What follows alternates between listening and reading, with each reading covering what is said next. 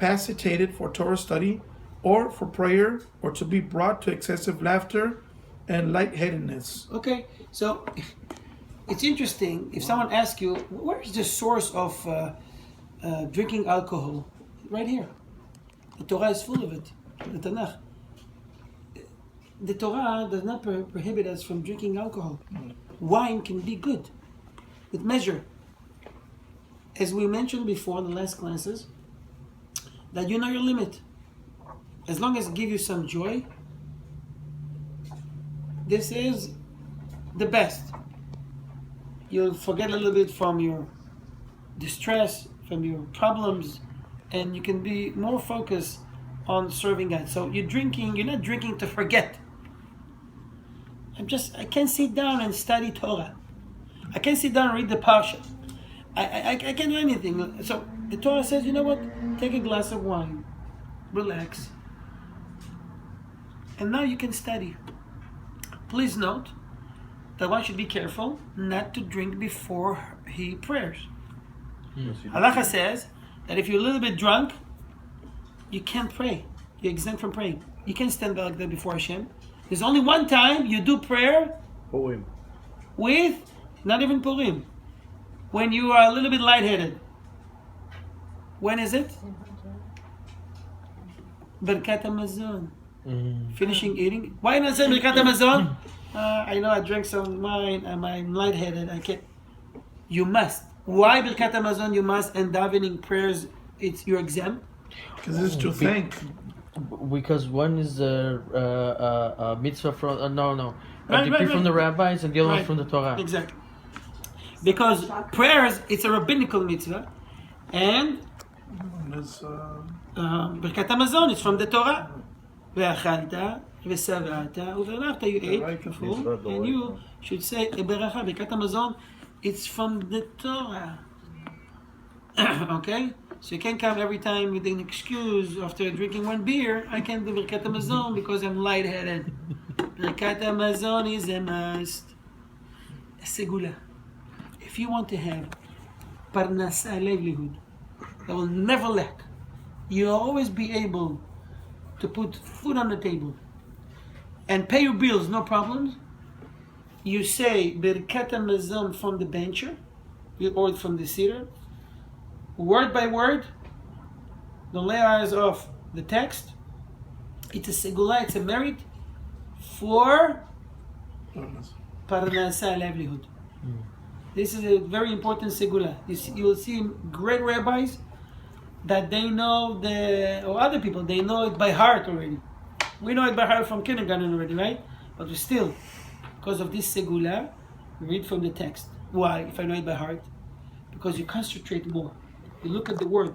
The words that you read has power to see the words of Hashem, the Yud and the Hey and the Vav, and Hashem's name, goes to the Neshama and elevate it to right places when you get blessings. So looking at the text or the siddur is greater than closing your eyes. Okay? It's a segula for livelihood. So we can see from here that we can use wine in order to do mitzvot. Not unlike other religions that prohibit using wine just for prohibiting using alcohol. What's the reason? The Torah permit us everything. And the Talmud says even things that are not permitted, the Torah gives you something similar to it with the same taste. Pork is prohibited, but if you eat a fish head, shibuta, it's called, same taste. Don't ask me, I never tried it, but people that tried it said the same taste. It's prohibited to eat blood, but it's permitted to eat liver, chicken liver. It's all blood. You cook it right away and have the same taste. And so forth and so on. There's examples in the Talmud that what is prohibited, the Torah gives you away something similar, equal, because the Torah knows the power of the evil inclination. There's substitute. Don't chase after the sins. Okay? Soretta, can I Yes. get clarification? So, you can't drink before Shachrit, before Mincha and Mariv, and your morning prayers, or before A woman Shema that drink, the at woman night? that says shacharit, just so you know, it's recommended for women to do at least one prayer a day, and it's recommended to do the shacharit, the morning prayer. If you do that, you may drink before you drink coffee or tea or whatever before davening. It's permitted. Yeah. It's also sometimes permitted to eat before davening, even for a man, in case he's a little bit sick or he's old or drink is normally healthy, but this morning he feels really weak. So he's under the category of sick already. So he may eat a little bit, I don't know, cereal or something, do a big feast, right? It's a big meal, in order to concentrate during tefillah. Because this generation is weak compared to the generations before. Children could be without eating 3 days. 3 days, the times of the Megillah. They fasted children for 3 days. For us, during Yom Kippur, 26 hours, people in the morning already with the tongue goes, it's barely 10 hours. What's wrong? They're really looking at the watch. The Mentally, we are weak. Okay, so the mitzvah is to do this. So it give you, the wine gives you a little bit of joy, and now you can serve Hashem with simcha, with happiness, with joy. Because if you do the mitzvah with sorrow, with pain, it's like a burden on you, you'll be punished. It says clearly in the book of Deuteronomy. It says that Al Asher lo avadeta et Hashem Elokecha besimcha. We'll see it in the next paragraph. Go ahead. And he should not drink to the point of losing his possessions or quarreling with his friends or breaking vessels or revealing his secrets or those of others. If you drink in this fashion, wine will not be an anathema to you. Only holidays and festivals too, concerning which is written in Devarim 12:18.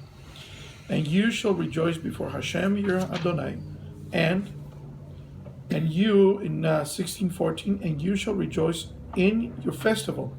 One should not indulge himself in drinking wine, frivolity, and lightheadedness, as it is written in Ibid 28:47. Okay, what it says? Because you did not serve Hashem, your Adonai, in joy and gladness of heart. The implication being that we have been commanded to attain only that joy which is conducive to the service of the Creator of all. And it is impossible to serve the Blessed One out of lightheadedness, laughter, or drunkenness. It's amazing. It's amazing. It's beautiful. And at the same time, it's very scary. Because the Torah said clearly, it's the words of Hashem. Hashem says, if you serve me without a joy, you will be punished. And the curses that you see before it, it's unbelievable. What is this? It says clearly that you should be joyful before Hashem your God. You should have joy during the holidays. You know, the Gaon Mevilna says that this is one of the most hardest mitzvot in the Torah. What does that mean? It's Passover. We eat, we drink, we celebrate, we don't work. What's so hard about Pesach or Sukkot or Rosh Hashanah or any other exciting holiday? Why is the hardest mitzvah? The Gaon Mevilna says because it says V'samachta b'chagecha. You have to be joyful, enjoy the entire festival. So it's hard to maintain joy and laughter for 8 days. I can do it for an hour, 2 hours. Yeah. So if I messed up 6 hours later, no good. A whole day? 8 days? 7 days in Israel, 8 days here in America? Impossible, no? Very hard. The God Nevina took it seriously. The whole 9 yards. Now you got upset with your children. You broke the joy. Not good. Hashem is giving us life. Is giving us parnasa. We don't stop during the day to say Hashem Todah Rabba. 2 seconds. Hashem Todah. Continue with your mundane work, things, whatever you do. We don't do that. Because we take it for granted. Hashem owes me. It's obvious that I have to have it. Says who? We don't. We don't deserve it. When it comes to Torah, mitzvot, tefillah, Torah classes, all of a sudden you're busy with doing many other things on the expense of Hashem.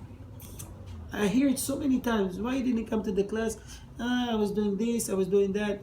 When he has his, basketball game, he never missed it.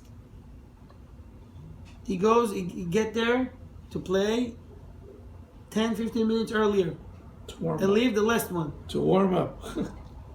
Torah classes? I can skip one, I can skip two. No big. Hashem knows that I'm busy. What brings you life and blessing is the Torah, not the basketball. It's good to be in shape, to maintain a healthy body. It's good. But Hashem, after 120 years, going to ask you, how many hours you worked? Oh, 12 hours a day, 10 hours. Very good, very good. Basketball, racquetball, perfect, very good. Hashem won't be impressed by that. How many mitzvot you did? How much Torah you learned? How many people you brought under the wings of the Shekhinah? This is what's important. Whatever we do right now, studying Torah and spreading Torah, this is the top of the top. This can't get any better. All the participants in this class, or those who listen to these Torah classes, gain a great share in the world to come. This is Hashem's will. And you surely will get blessed by it. You're already blessed. So, Hashem said, you know how you can pay me back? We can't pay Hashem back for one favor He did with us. How can I pay God for giving me the ability to see, Say Todah. to breathe, to walk? In the morning, we say all these thank yous. Hashem said, I don't need from you anything. What I need you to say, thank you. Blessing. Recognize I'm above you and I'm giving you the power. Without me, that's it. You can't really pay me. And people don't even do that. You never see them in the shul. They don't pray even in the Bet Knesset. When they pray, when the times of danger. Times of, don't all of a sudden remember there's God out there. Oh, now you remember me. You ignored me. I ignore you. It's measure for measure. It says in the Torah in Deuteronomy that one